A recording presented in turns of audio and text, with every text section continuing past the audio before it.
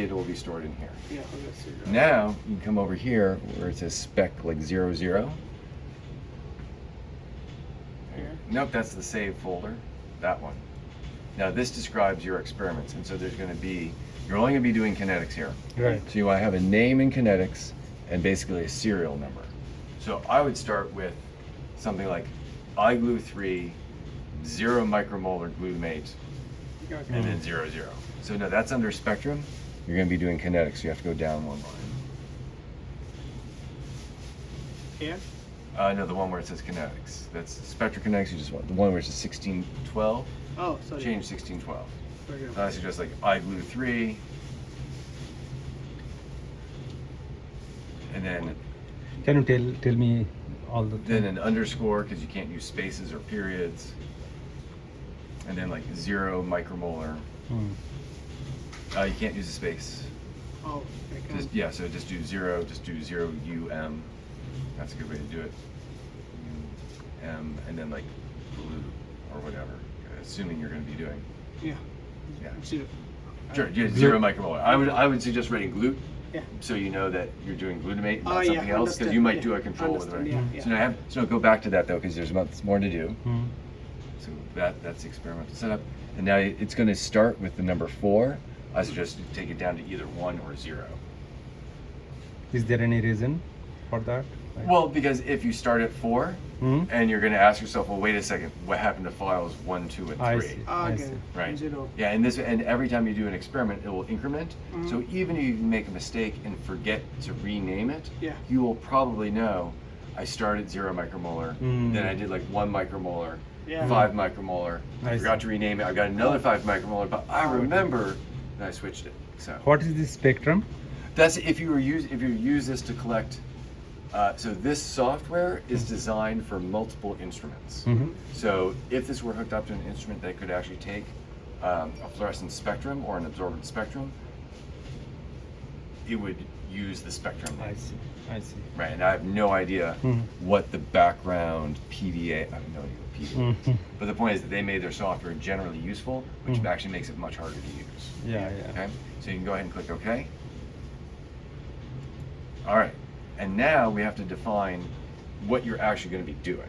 Yeah. Okay, so you're going to have to pick a time frame and a number of points. 1,000 points is really good. I would suggest 1 or 2 seconds to start. If we Okay. so This is second. yeah, so yeah, 1 second. Yeah. 1 second is pretty good. Mhm. And if we look at it, we're like, looks like it hasn't really plateaued yet. Then make it longer. Mhm. If you're like, oh my goodness, this just looks like a flat line. Mhm. Then make it shorter. And that's I it. So at the beginning you have to do a little bit, but it's also actually for now, I'd say make it 5 seconds because we'll do iglue sniffer and buffer on their own, and there will be no change. Mhm. And that'll just give us like a baseline. And then when Right. we go to the next glutamate concentration, Mhm. it'll go up. So why don't you make that 5 5. 5 seconds? Yeah.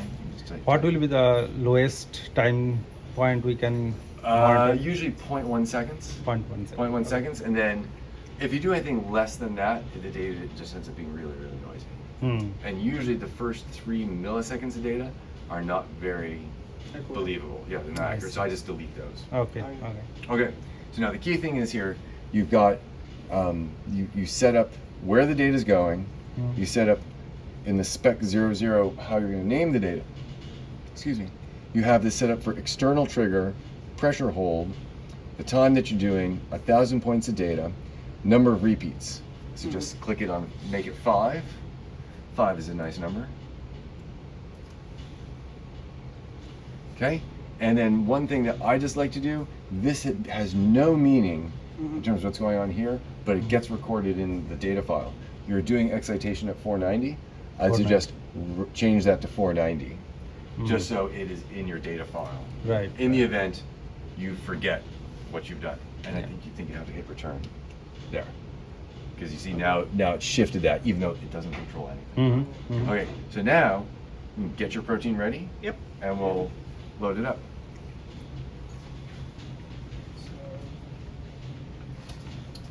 So Oh, all right. this is So I'd also suggest, so the first thing we're going to do is we're going to take out this water, right? Because it's useless. I suggest getting other syringes These syringes are not, like, I don't know, they're not centered, and as a result, they kind of I see. bonk into things. So I'd get 2 new syringes, Okay. and in the meantime, here, no, you do it. Turn those to the horizontal position.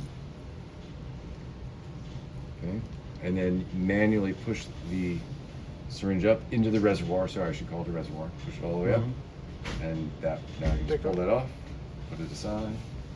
Okay. There's just water. Yeah. Do the same thing with the other one. Push it up, pull it aside, and now find two I need plastic reservoirs.